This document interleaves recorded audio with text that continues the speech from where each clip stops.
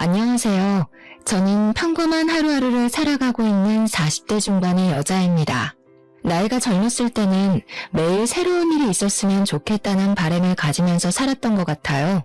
사랑을 찾을 때에도 남들보단 특별한 사랑을 해보기를 소망했었답니다. 매일 똑같은 쳇바퀴 굴러가듯이 사는 게 싫다고 느꼈던 적이 있었는데요. 제 인생에서 한 차례 큰 폭풍이 지나간 지금은 예전과 같은 평범한 일상으로 돌아오게 되어 감사한 마음으로 살고 있어요. 그 당시에는 너무 힘들었지만 이렇게 터놓고 이야기할 수 있게 되었다는 건 제 마음이 많이 여유로워져서인 것 같아요. 저의 이야기를 한번 들어봐 주시겠어요? 저는 40살이 될 때까지 자유롭게 살아왔어요. 어릴 때부터 꾸미는 데에 관심이 많아서 진로를 일찍 뷰티 쪽으로 생각하게 되었답니다. 그래서 대학 진학을 하지 않고 고등학교를 졸업하고 바로 뷰티 학원을 등록하게 되었죠. 그렇게 20대 초반에 네일숍을 시작해서 지금까지 해오고 있어요.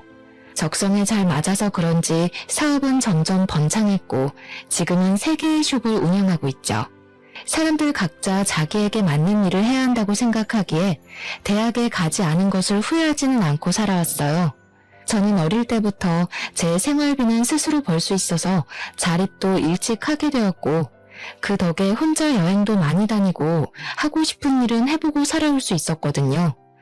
연애도 꾸준히 해왔지만 40대에 딱 들어서자 거짓말처럼 남자를 만날 기회가 없어지더라고요. 친구들은 이미 아이 키우고 있고 주변에 괜찮은 남자는 찾을 수 없으니까 조급한 마음이 들기 시작했어요. 결혼을 하고 싶다는 생각이 그리 많지는 않았는데 주변에서도 슬슬 걱정을 하기 시작해서 결혼 정보 업체에 가입을 하게 되었죠. 몇 번 주선해주는 분들을 만나봤지만 제 마음에 들지는 않더라고요. 이럴 바엔 살던 대로 혼자 편하게 살자는 생각이 점점 커져갔고 마지막이란 생각으로 소개팅을 나가게 되었죠. 거기에서 지금의 남편을 만났답니다. 저보다 1살이 많았는데 풍기는 분위기가 학구적이라 그런지 나이보다 어려 보이더라고요. 술도 별로 좋아하지 않고 담배도 하지 않는 점이 가장 마음에 들었네요. 중소기업에 다니고 있다는데 연봉은 나이에 비해 솔직히 많이 모자랐지만 제가 사업을 하니까 금전 문제는 저에게 크게 중요하지 않았어요. 어리숙한 모습이었지만 우리나라에서 가장 명문대인 S대를 나왔더라고요. 자신과 반대인 사람이 끌리는 법이라고 제가 공부 쪽엔 재능이 없어서 남편에게 호감이 크게 느껴지기 시작했답니다. 그 후로 제가 더 적극적으로 나서서 데이트를 시작하게 되었어요. 제가 가만히 있으면 남편은 연락도 안 하고 아무것도 안 할 것 같더라고요. 그렇게 6개월의 짧은 연애를 했고 서로 나이도 있으니 결혼까지 빠르게 이어지게 되었답니다. 시댁은 그럭저럭 여유가 있는 평범한 집안이었는데 살고 있는 아파트가 자가라는 것만 알고 사실 자세한 건 알지 못했어요. 남편이 말수가 진짜 적어서 물어봐도 대답도 시원하게 안 해줬고요. 시부는 회사를 다니다 이미 오래전에 퇴직하고 노인대학에서 강의를 종종 하신다는데 남편과 같은 명문대를 나왔더라고요. 그리고 시누이가 2명이 있는데 첫째 시누는 전업주부인데 남편이 의사라고 자부심이 엄청 났답니다. 솔직히 재력이 있는 집안도 아닌데 어떻게 의사 사위를 돕나 궁금했었는데요. 신우도 알아주는 대학교를 졸업했는데 거기서 지금의 남편을 만나 연애를 오래 하고 결혼했다네요. 신우가 첫째 신우 자랑이 대단해서 신우가 한번 집에 오면 공주 행차하는 것처럼 대접을 하더라고요. 첫째 신우 온다는 날에는 밥상에 소갈비찜은 기본이고 메뉴가 달라졌답니다. 둘째 신우는 2년째 미국의 유명 대학에서 박사과정 밟고 있어서 결혼식에도 오지 않았어요. 왔다 갔다 하는 비용이 더 든다고 하더니 제가 항공권 사준다니까 바로 불이나게 오라고 전화하더라고요. 근데 둘째 신우가 시험이 코앞이라 못 온다고 수학이 너머로 어찌나 짜증을 내던지 제가 다 민망하더라고요.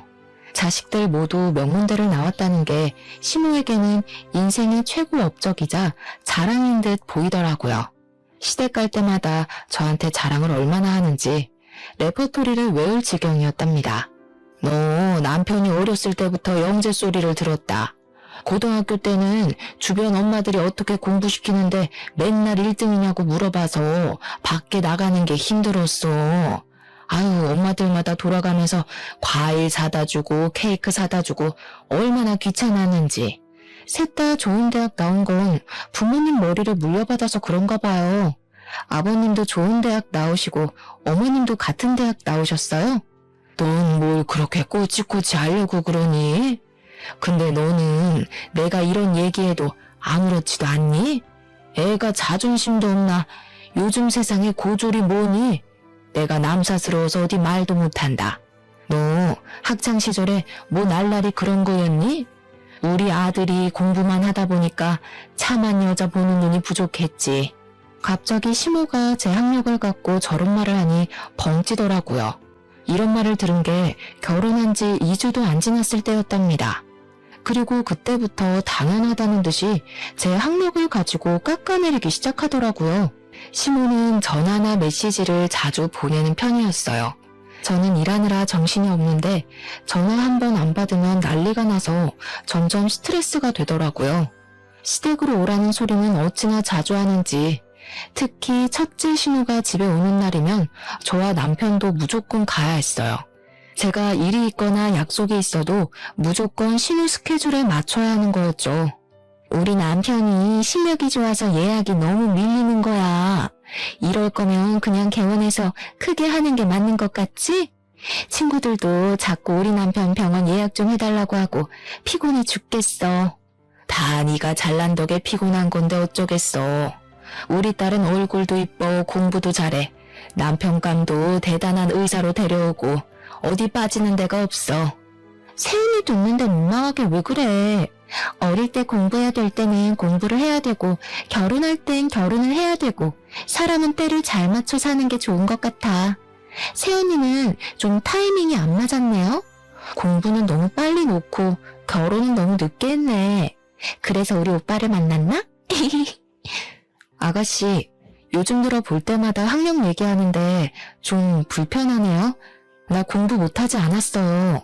하고 싶은 일이 있어서 빨리 시작한 거지 대학 못 간 게 아니에요. 말 좀 가려서 해요. 어머, 언니 대학 못 간 거 콤플렉스 있어요? 꼭 그런 사람들이 못 간 게 아니라 안 갔다고 하더라고. 신우는 얄밉게 웃으면서 자리를 뜨더라고요. 저는 은근히 무시하는 시댁 식구들의 태도에 점점 화가 쌓이기 시작했어요. 제가 이룬 커리어가 왜 시댁에만 오면 고졸이라고 후려쳐줘야 하는지 이해를 못하겠더라고요. 저는 시부와 멍하게 텔레비전을 보고 있는 남편을 끌고 베란다로 가서 문을 닫았죠. 당신 어머니랑 아가씨 하는 얘기 다 들었지? 내가 그렇게 무시를 당하고 있으면 와서 한 소리 해야지. 어쩜 그렇게 가만히 있어? 왜 또 가만히 있는 사람 시비야? 너 고졸 맞잖아. 아니라고 하면 뭐 달라져? 솔직히 졌는데도 아니고 고졸은 쪽팔린 거야. 그냥 가만히 있어. 남편이 거실로 가버리려길래 얼른 손목을 잡았는데 차갑게 뿌리치고 들어가 버리더라고요. 어이가 없어서 그 길로 바로 집에 가버리려고 가방을 들고 밖으로 나와버렸답니다. 남편은 저를 휙 보고는 무시하고 따라오지도 않더라고요. 저는 서러움에 눈물이 나려는 걸 꾹 참고 아파트 현관을 나왔죠. 그때 언제 밖에 나갔었는지 신우와 심해부가 팔짱을 끼고 걸어오더라고요. 저는 마주치기가 싫어서 어두운 쪽으로 몸을 숨겼답니다. 두 사람이 출입구 앞에 멈춰서더군요. 저는 숨은 모습을 들키면 더 우스워질 것 같아 꼼짝도 하지 않고 있었죠. 오빠랑 세연이 와 있는데 진짜 꼴 보기 싫어. 고졸 주제에 가방은 비싼 거 들고 오고 그런다고 싸구려가 명품 되겠어? 형님, 거의 10년을 백수였던 거 다 알고 결혼한 거래? 고졸이라더니 진짜 결혼이 급했긴 급했네. 그 가방 갖고 싶으면 하나 사. 남편이 의사인데 그까짓 거 뭐라고. 사실 우리 오빠랑 결혼한 것만 봐도 어느 정도 급인지 나오잖아. 나이는 많고 갈 데는 없으니까 나이 많은 백수한테 시집이나 오고 한심해 둘 다. 아무튼 형님 내외 어디 가서 말하긴 좀 불편하긴 하네. 백수랑 고졸 날라리하니. 앞으로 가족 행사 있을 때 친척들 앞에서도 쪽팔려서 어떡해? 그래도 골칫거리였던 오빠 데려가서 입혀주고 먹여주니 다행이지. 안 그럼 계속 우리한테 빌붙었을 거 아냐. 당장 둘 앞에 나가서 따지고 싶었지만 손이 부들부들 거리더라고요. 두 사람은 안으로 들어가 버리고 저는 튀어나올 것 같은 심장을 진정시키려고 애쓰며 차로 갔어요. 남편이 10년 동안 백수였다는 사실을 전혀 몰랐던 터라 큰 충격을 받았습니다. 어쩐지 모아둔 돈이 너무 없다고 생각했는데 결혼을 하려고 급하게 회사를 들어간 건 아닌지 의심이 들었어요. 제가 수입이 남편 월급이 너무 작긴 하지만 그래도 매달 안정적으로 나오는 게 어디냐는 생각으로 너무 안일하게 넘겼다는 생각이 들더라고요. 시모가 내 앞에서 티내지는 않았지만 그동안 남편이 집안에서 어떤 대우를 받고 살았는지 알 수 있을 것 같았어요. 그래서 저를 그렇게 쉽게 무시할 수 있었던 거였겠죠. 저는 남편에게도 속았다는 생각이 들고 시댁에도 너무 실망을 해서 당분간 어떤 이유로든 가지 않기로 마음먹었답니다. 그렇게 시모의 연락을 무시한 지도 오래 지났어요. 꽃이 잔뜩 나오는 동영상이나 건강에 대한 쓸데없는 정보 같은 걸 매일 보내서 스트레스를 많이 받았었는데 아예 차단해버리니 속이 다 시원하더라고요.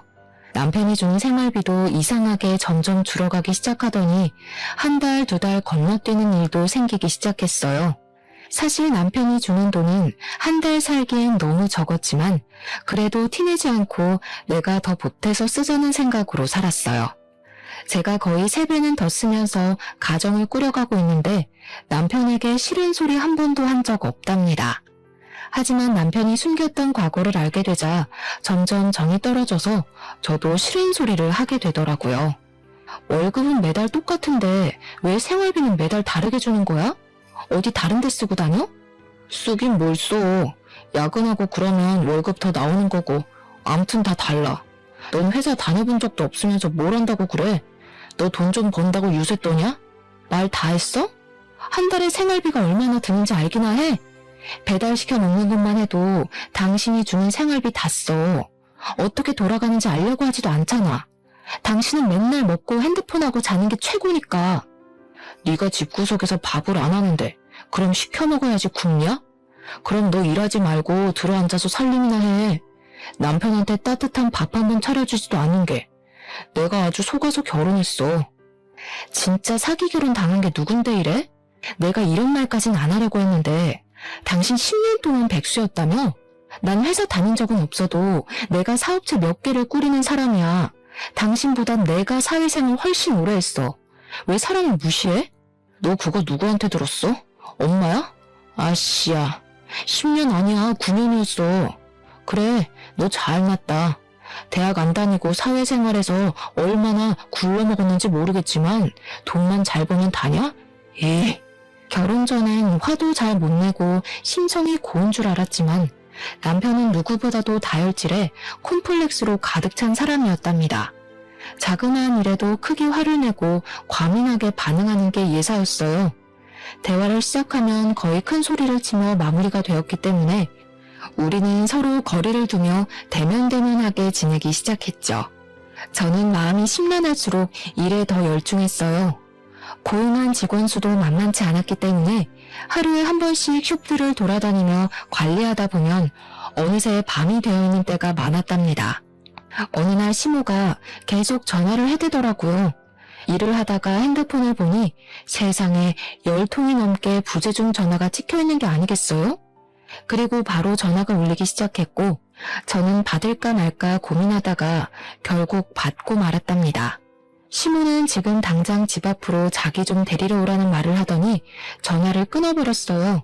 시모 목소리도 안 좋은 것 같아 어디가 아픈가 싶어서 차를 끌고 갔는데 아파트 출입구 앞에 시모가 서 있더라고요.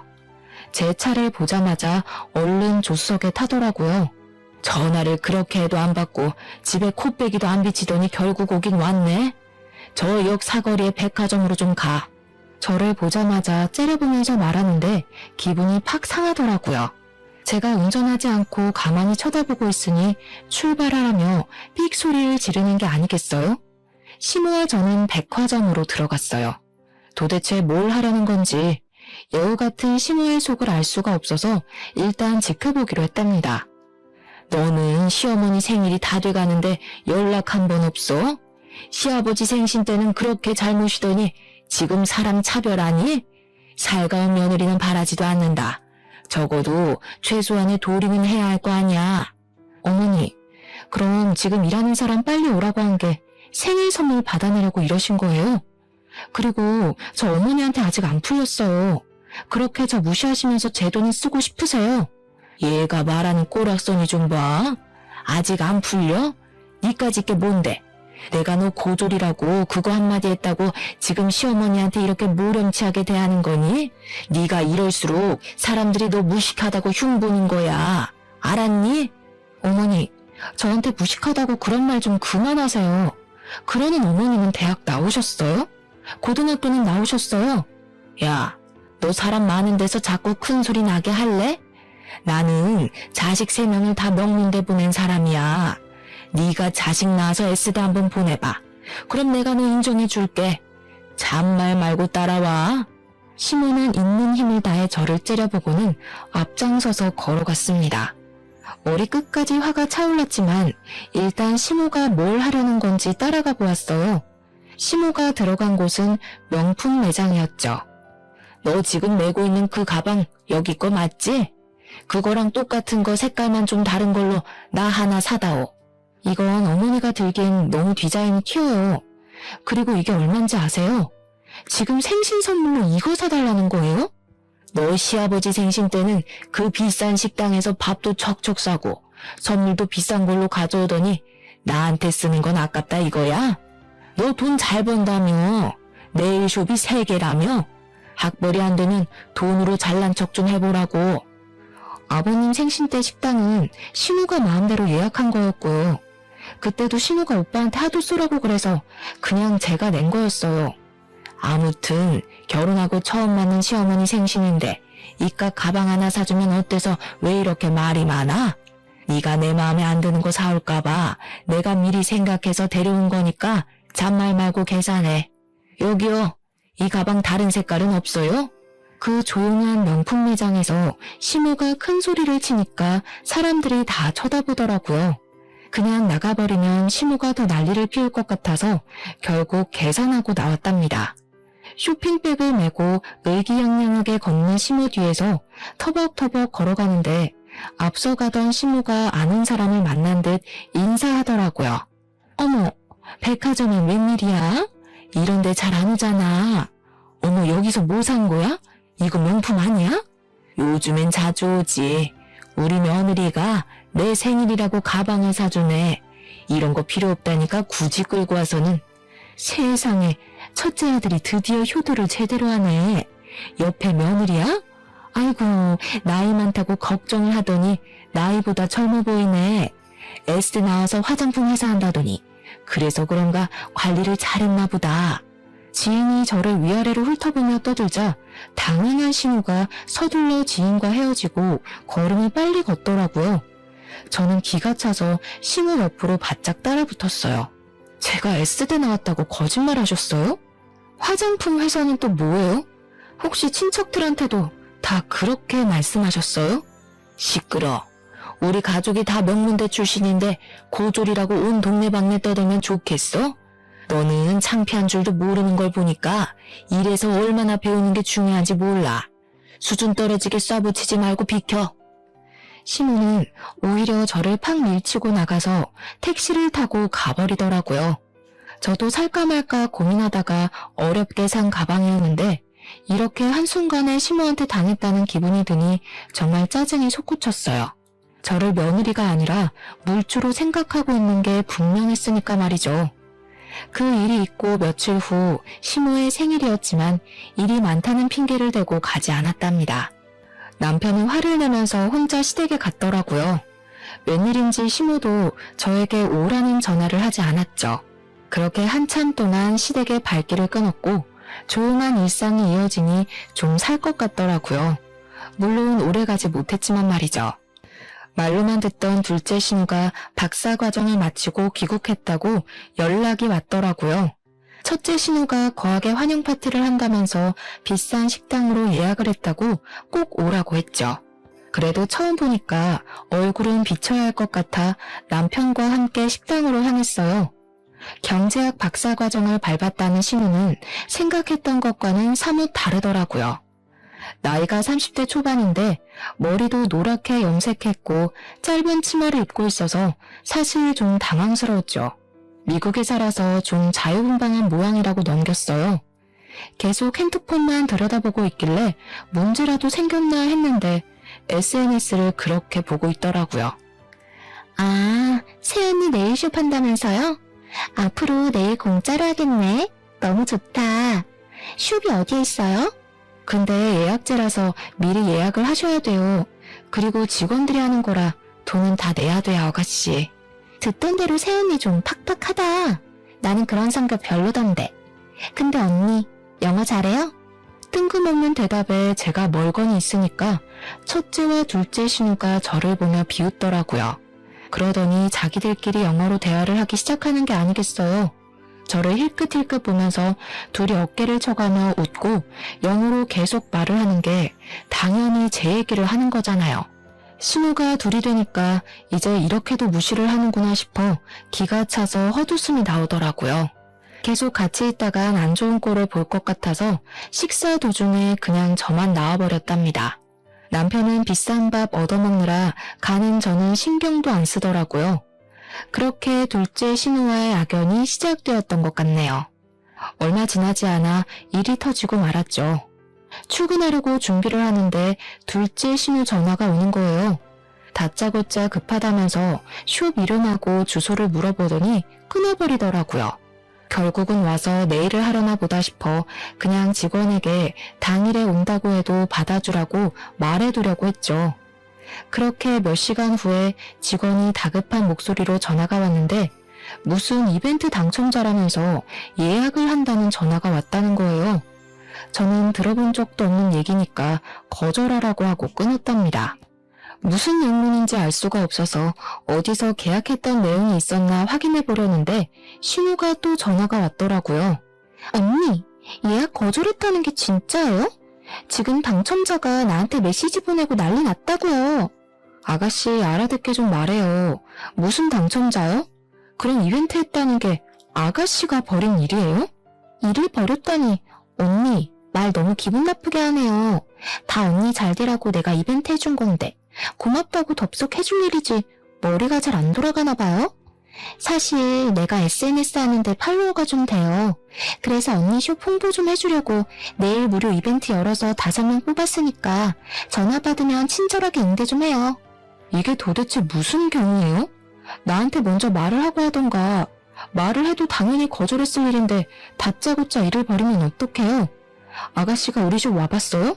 무슨 콧구멍만 안 든 줄 알아요? 우리 숍 유명해서 항상 예약 꽉 차요. 이번 달도 예약 끝나서 더는 받지도 못하니까 당장 이벤트인지 뭔지 취소해요. 저는 화가 머리끝까지 나서 거칠게 전화를 끊어버렸어요. 내 학명을 가지고 무시를 하는 건 참을 수 있지만 제가 일궈놓은 사업까지 우습게 알고 자기들이 숟가락 얹어도 된다고 생각하는 게 정말 괘씸하더라고요. 그새 전화를 했더니 불이 나게 신우에게 전화가 와서 저도 한껏 따질 요령으로 받았답니다. 받자마자 당장 집으로 오라며 안 오면 네 잘난 네일숍 가서 다 엎어버리겠다고 소리를 고래고래 지르더라고요. 시댁에 들어가니 둘째 신우가 훌쩍대며 울고 있고 신우는 씩씩거리며 다짜고짜 휴지 케이스를 저한테 던지는 거예요. 야, 니까짓 게 뭔데 우리 딸한테 큰 소리를 쳐? 그깟 네일 얼마나 한다고 우리 딸한테 면박을 줘? 그깟 네일숍 와서 관리 받아본 적이나 있으세요? 한 명당 10만 원은 잡아야 돼요. 그럼 그깟 돈 어머니가 아가씨를 위해서 좀 내주세요. 50만 원밖에 안 하네요. 이게 점점 말 대답을 따박따박하고 너 때문에 얘가 엄청 곤란해졌다는데 어떻게 할 거야? 당장 이벤트인지 뭔지 해주겠다고 싹싹 빌어. 빌어야 될 건 아가씨인데 제가 정신 나갔다고 빌어요? 저야말로 업무 방해죄로 고소하고 싶은 거 참고 있으니까 더는 저 자극하지 마세요. 고작 그 말 하려고 바쁜 사람 오라고 하신 거예요? 그때 둘째 신우가 들고 있던 물컵을 제 얼굴에 착 쏟더라고요. 저는 너무 갑작스러워서 눈을 동그랗게 뜨고 신우를 쳐다봤죠. 보자 하니까 우리 엄마한테 무슨 말버릇이야? 이 무식한 게. 언니가 말하는 게 다 맞았네. 나이만 먹은 게 머리는 텅텅 비고 싹수는 더럽게 없다더니. 저는 너무 화가 나서 신우 머리채를 확 잡아버렸어요. 신우가 힘없이 제 쪽으로 휙 딸려오더라고요. 저도 소리를 지르며 신우 머리를 뒤로 확 제껴버렸답니다. 그걸 본 신우가 냄비에 차가운 물을 받아와서는 저한테 뿌리는 게 아니겠어요. 저는 머리부터 블라우스까지 흠뻑 젖어버렸답니다. 이게 진짜 돌았나? 우리 박살 딸 머리를 잡아? 이 무식한 년아, 맛 좀 봐라. 신우가 축축한 제 머리채를 세게 움켜잡고 흔들기 시작했어요. 저는 너무 아파서 비명을 질렀죠. 그때 문을 열고 들어온 남편이 자기 엄마를 크게 부르더라고요. 제가 단판을 지으려고 시댁에 오기 전에 남편에게 전화해서 오라고 했거든요. 신우가 주춤하는 사이 저는 신우를 확 밀어버리고 비틀거리며 시댁을 나왔답니다. 남편은 저를 따라 나오지도 않고 심지어 밤 늦게 제가 잘 때쯤 몰래 들어오더라고요. 그렇게 남편에 대한 실망감은 더욱 쌓여만 갔는데 완전히 신뢰를 잃을 만한 일이 터졌답니다. 남편은 저녁 일찍 퇴근하기에 저보다 먼저 집에 들어와서 우편함은 남편 담당이었어요. 하루는 제가 오후에 집에 갈 일이 생겨서 들어가는데 우편함에 편지가 있더라고요. 확인해보니 카드 회사들과 대부업체에서 날아온 독촉장이었어요. 저는 남편 빚이 거의 5천이 되는 걸 알고 기함을 했어요. 스케줄을 취소하고 남편이 올 때까지 기다렸죠. 저녁 5시가 되자 남편이 들어오더라고요. 양복이 아니라 편안한 트레이닝복을 입은 남편이 저를 보더니 소스라치게 놀라는 게 아니겠어요. 저는 말없이 테이블 위에 놓인 편지들을 손으로 가리켰어요. 편지를 본 남편이 갑자기 빽 소리를 지르더라고요. 아 진짜 그래서 어쩌라고. 네가 갚아주기라도 할 거야? 너 지금부터 한마디만 더 해. 그럼 네가 갚는다는 걸로 알 테니까. 아님 신경 꺼. 정신 나갔어? 정신병이야? 잘못한 게 누군데 왜 당신이 화를 내고 난리야. 이거 다 뭐야? 결혼하기 전부터 빚진 거야? 그래. 너랑 데이트할 때 너 사 처먹이느라 빚졌다. 네 수준에 김밥 한 줄이나 사 먹으면 될걸 뭘 맨날 그렇게 비싼 걸 처먹겠다고. 어차피 다 네가 쓴 돈이네. 이참에 네가 갚으면 되겠네. 말 그따위로 할래? 이제 아예 본 모습 까보이겠다 이거야? 당신 그 옷은 뭐야? 회사 갔다 온 거 맞아? 야, 너 사회생활 20년이라며. 그런데도 눈치 못 챘어? 나 너랑 결혼하고 바로 회사 잘렸어.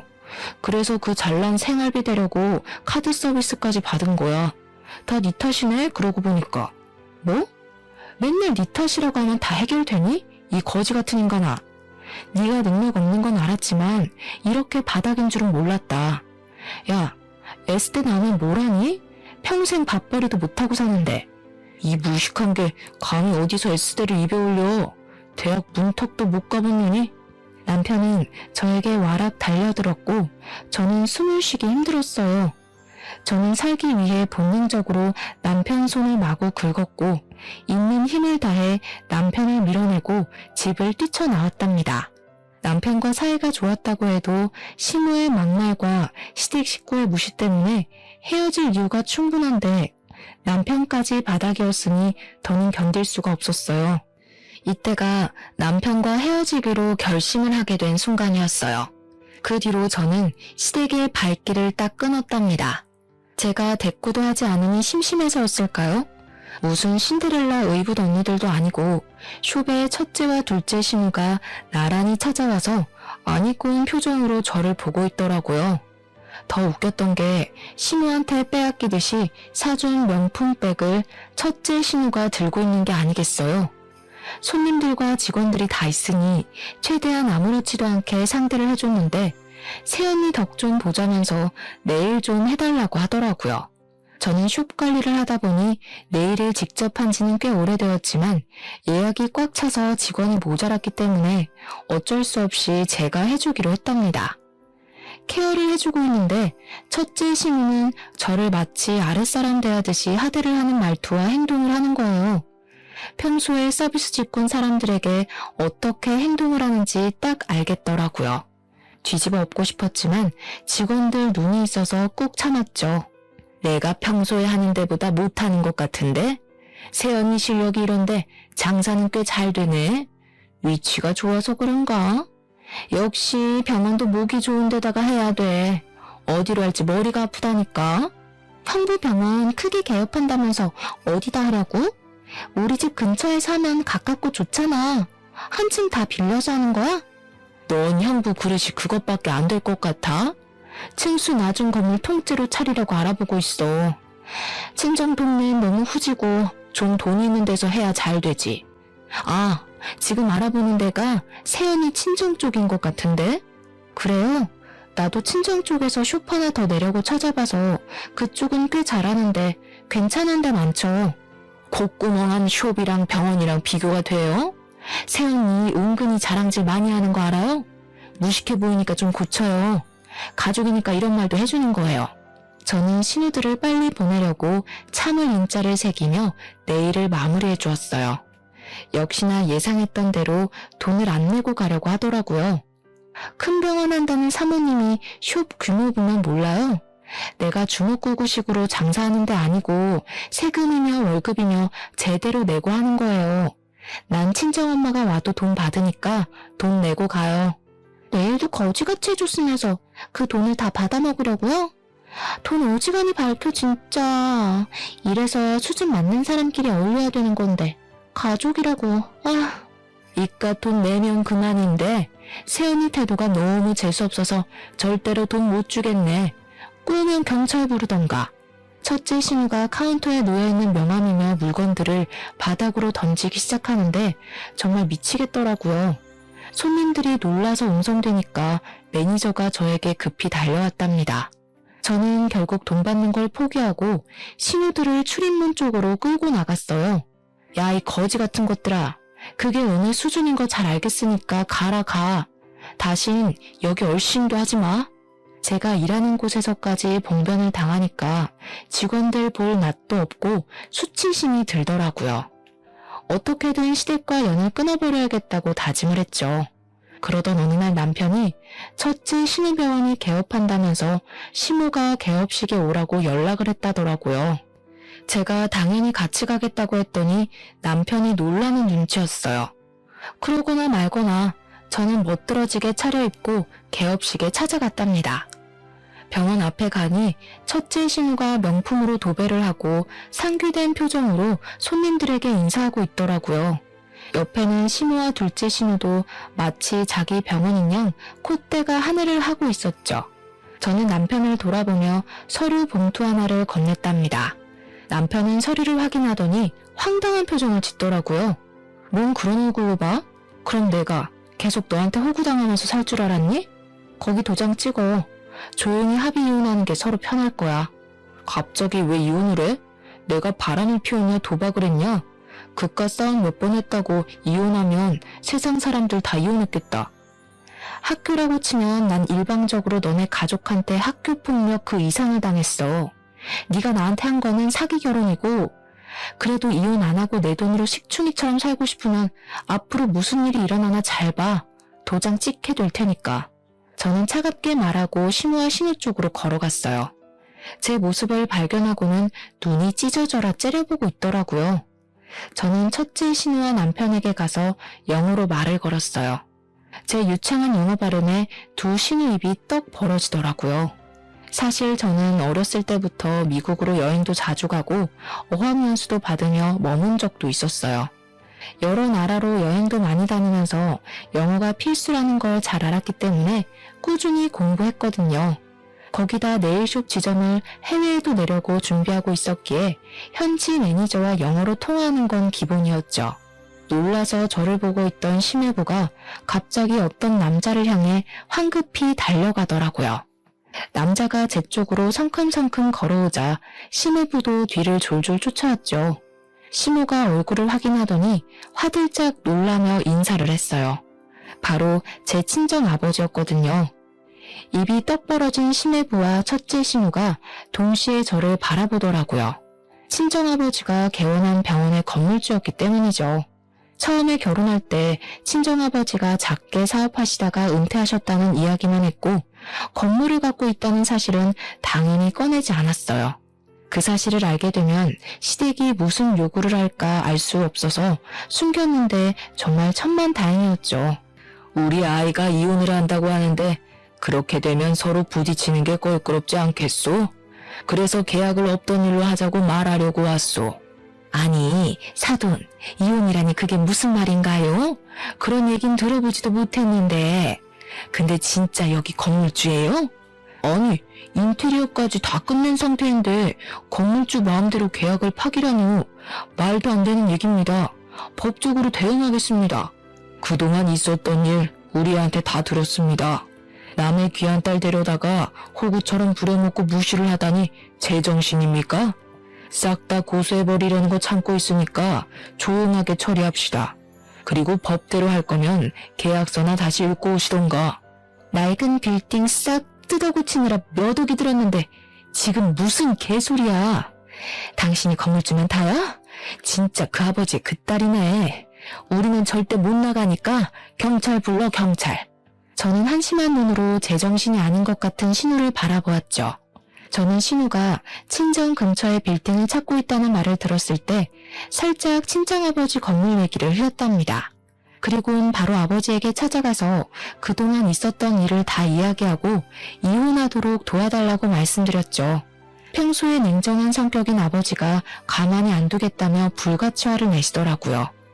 아니나 다를까 심해부가 건물을 빌리고 싶다는 부동산의 연락을 받았고 아버지는 갑인 건물주가 원할 때는 언제든지 계약 파기가 가능하다는 내용을 교묘하게 계약서에 적어두셨답니다. 그리고 시세보다 훨씬 싸게 월세를 제시하니 심해부는 제대로 확인도 하지 않고 바로 계약을 해버린 것이죠. 계약서를 확인해본 심해부의 두 손이 덜덜 떨리자 일이 심각하게 돌아가는 걸 눈치챈 첫째 신우가 심우를 뒤에서 쿡쿡 찌르더라고요. 사돈, 뭔가 오해를 하신 모양인데 가족끼리 다툼이 좀 있었던 건 맞지만 그렇게 심각한 건 아닙니다. 화를 좀 푸시고 천천히 대화를 해보는 게 어떠실까요? 예, 그동안 마음 상한 게 있었다면 내가 사과하마. 어떡하죠? 마음이 좀 상한 게 아니라 이혼 안 하면 제가 죽을 것 같은데요. 당신 그 잘난 백수아들 돌려드릴 테니까 잘 끼고 살아보세요. 그렇게 미안하시다면 무릎 꿇어보시던가요. 얼굴이 파래진 심우가 첫째 신우를 돌아봤는데 심우 눈을 싹 피하더라고요. 고개를 푹 숙인 심우가 덜덜 떨며 무릎을 꿇었답니다. 심우가 울먹이며 제 바지가랑이를 잡더라고요. 이제 됐니? 내가 이렇게 사과하마. 화 좀 풀어라. 가족끼리 서로 도와야지. 이런 법이 어디 있니? 앞으론 내가 너 상점 모시듯 하마. 이거 놓으세요. 진심으로 우러나와서 저한테 미안하다고 하시는 거 아니잖아요. 잘난 따님이 이렇게 된 건 다 어머님이 뿌린 씨 거둔 거니까 제 탓은 마시고요. 야, 이게 진짜 정신 나갔나? 네가 뭔데 우리 집을 풍비박 쌌네. 너 오늘 내가 가만 안 둬? 저는 둘째 신우 손에 들려있던 테이크아웃 컵을 뺏어서 신우와 둘째 신우 얼굴에 순식간에 뿌려버렸어요. 끈적한 포도주스가 두 사람 얼굴에 범벅이 되었죠. 지켜보던 남편 사색이 되어 풀썩 주저앉더라고요. 어머니는 모르시겠지만 제가 꽤 성공한 사업가거든요. 그래서 계산이 정확해서 빚지고는 못 살아요. 저번에 받은 거 돌려드린 거예요. 이해하시죠? 그러고는 조용히 핸드폰을 열어 녹음한 내용을 재생했고 영어 대화가 흘러나왔어요. 영어를 알아들은 둘째 신우가 제 핸드폰을 뺏으려고 달려들더라고요. 저는 재빨리 옆으로 피했고 신우는 땅바닥으로 고꾸라졌답니다. 어머니도 영어 못 알아들으시니까 무슨 내용인지 모르시겠죠? 제가 둘째 아가씨 다니던 학교랑 주고받은 메일도 있으니까 편지로 보내드릴게요. 못 믿으시겠다면 공증까지 해서 보내드릴게요. 하고 다니는 꼬락서니가 영 수상해서 그 박사과정 했다던 미국 학교로 전화를 해봤거든요, 제가. 근데 아가씨 이름이 없다네요? 저는 혼이 나가버린 시댁 식구들을 남겨두고 돌아섰답니다. 남편은 어떻게든 이혼은 안 하려고 했지만 저는 소송 이혼으로 완벽하게 이혼할 수 있었죠. 남편이 한 푼도 없었기에 정신적인 피해 보상이나 위자료는 받을 수 없었지만 저를 갉아먹는 시댁과 깔끔히 정리가 된 것만으로도 다행이라는 생각이 들었어요. 소송 과정에서 알게 되었는데 병원을 무리하게 개원하느라 막대한 빚을 졌던 첫째 신우는 살던 아파트까지 처분해야만 했고 첫째 신우한테 돈을 빌려줬던 시댁도 빚더미에 올라앉았다고 하더라고요. 전 남편은 여전히 백수로 지내며 늙은 시부모에게 빈대부터 살고 있고요. 둘째 신우는 미국에서 대학 합격했다고 거짓말하고 유학비 받아 흥청망청 유흥을 즐기며 살았던 게 들통나서 집에서 쫓겨나서 지금도 행방을 모른다고 하네요. 저는 여전히 숍을 운영하면서 바쁘게 살고 있고 가끔 혼자 여행을 다니며 재충전하는 것을 낙으로 여기고 있답니다. 결혼을 하고 그 사람의 가족을 받아들이는 건 정말 중요한 일이고 인생이 바뀔 수도 있는 사건인데요. 저는 남들이 정해놓은 기준에 맞춰 살아가려고 너무 성급한 선택을 했던 것 같아요. 폭풍 같던 시간을 지나온 자신을 더 소중히 여기고 이제는 저만의 박자에 맞추어 여유 있게 살아가 보려 한답니다. 여러분도 제 사연을 듣고 현재의 일상에 더욱 감사하는 마음을 가져보셨으면 좋겠어요. 들어주셔서 감사합니다.